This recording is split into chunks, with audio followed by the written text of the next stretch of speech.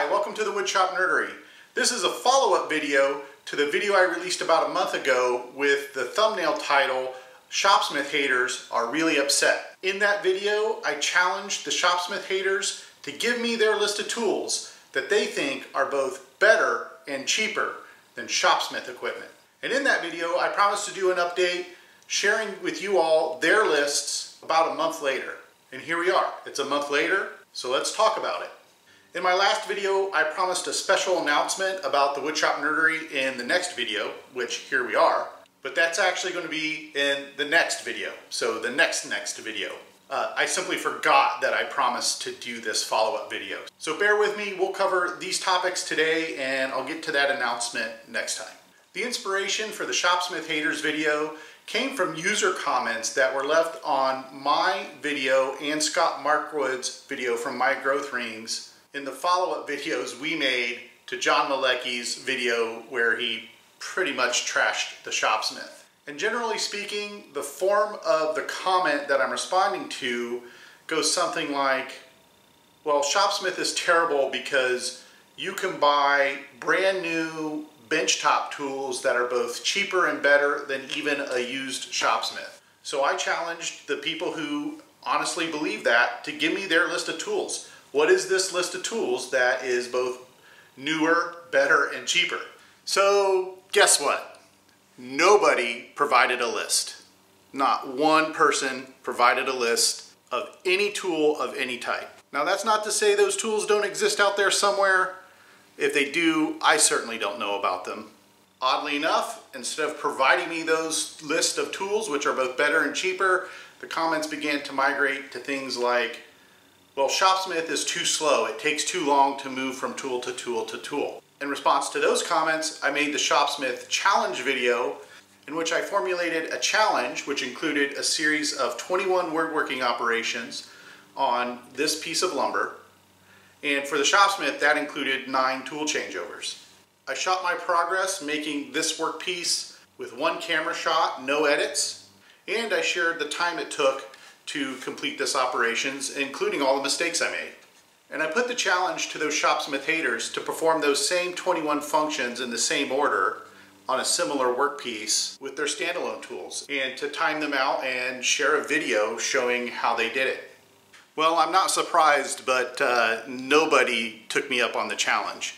As far as I know, nobody took their standalone tools and went and did those 21 steps as I did, posted a video and shared it with everybody.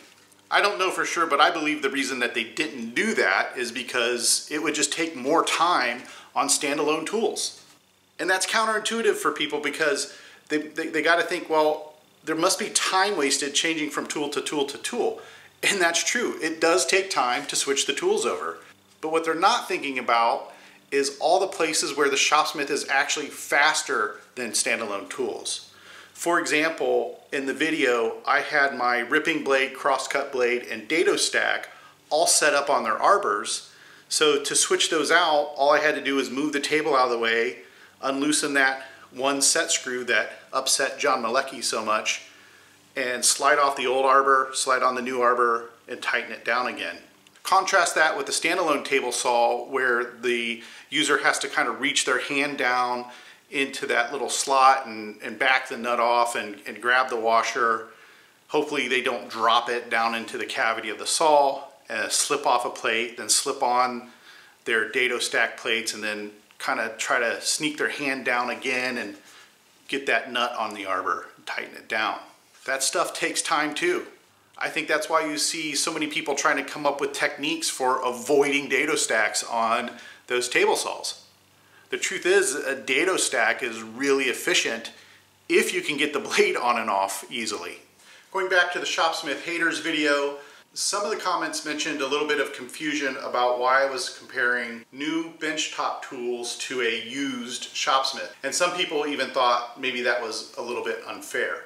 Well, yes, it is unfair. That's kind of my point. And it really isn't me that draws those comparisons between the used Shopsmith tools and the new tools. I'm addressing this type of comment that the Shopsmith haters make. Again, they're saying that you can get new standalone benchtop tools that are both better and cheaper than a used Shopsmith. But in any case, in order to address that concern about fairness, I made another follow-up video explaining how I saved $2,605 by buying my new Shopsmith Mark 7 back last year. And I went through and compared the Shopsmith functions, tried to find equivalent new standalone tools, added up their price tags, and compared it to the price that I paid for my Shopsmith Mark 7. Again, I put the challenge to the Shopsmith haters. What is your tool list? What new tools do you think are better and cheaper than a new Shopsmith Mark 7? And you might have guessed it by now, but did anyone give me their list? No. No lists. Nobody had any suggestions for new tools that were both better and cheaper than a new Shopsmith. Now, there are new tools that are better than Shopsmith. I'm not claiming that Shopsmith is the best tool on the market, but what I am claiming is that it's a very good tool for a decent price. So, for example, I could go out and I could buy a $3,500 saw stop. Yeah, that would probably be a better table saw than the Shopsmith. For one, it would have the automatic blade stop technology built into it. And I could also go out and spend $3,500 on a DVR Nova lathe from Technitool. And it would most likely be a better lathe than the Shopsmith lathe. Add those two together, that's $7,000.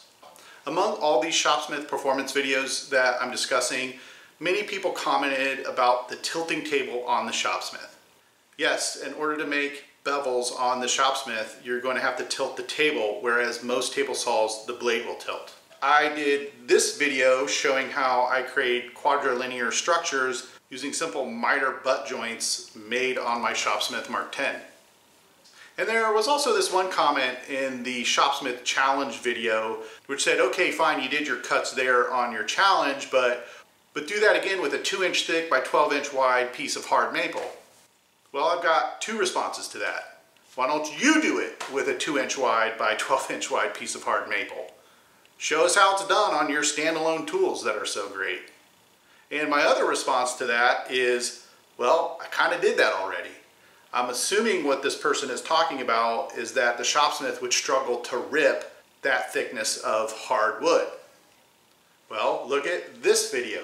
On my old Shopsmith Mark 5 Model 510, which only had a 1 1/8 horsepower motor compared to the 2 horsepower motor in my Shopsmith Mark 7, I rip cut a series of 2.5-inch thick pieces of lumber of various species with a digital tachometer set up measuring the motor slowdown and bog down. You can go watch that video and you'll see that the Shopsmith did those cuts just fine with a full kerf blade. I've also covered other Shopsmith performance characteristics such as headstock temperatures while performing long duration operations and vibration at different speeds. I also re-performed all those tests on my Shopsmith Mark 7 as a comparison. Some other folks thought I failed to mention that the Shopsmith saves space because I covered its safety, I covered its speed, I covered its cost performance compared to used tools, I covered its cost performance compared to new tools, and it did great in all those categories, but they still wanted me to say something about the space. So for those people, I invite you to go look at this video, which is a shop tour I made a little over a year ago, showing how I pack all my Shopsmith equipment to the back of the garage over here and still pull 2 vehicles into this rather small 2-car garage. Another popular comment or criticism I got in this series of videos had to do with the other tools, the bandsaw, jointer, planer, jigsaw, and so forth. Basically, people were saying, yeah, but if you factor in the cost of that bandsaw or you factor in the cost of the performance of that jointer, it's actually cheaper to go with standalone tools. The people who made those comments are assuming that just because I own a Shopsmith Mark 5 or Mark 7, that I'm required to use a Shopsmith bandsaw. I'm not.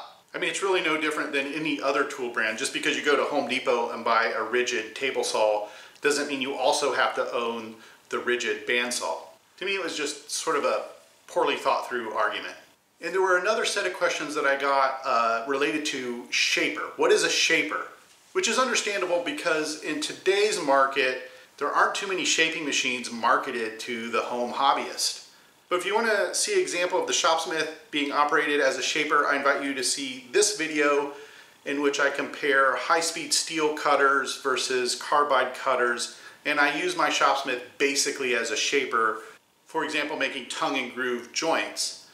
Okay, well that does it for this Woodshop Nerdery video. Again, as a reminder, there's a special announcement about the Woodshop Nerdery channel coming in the very next video.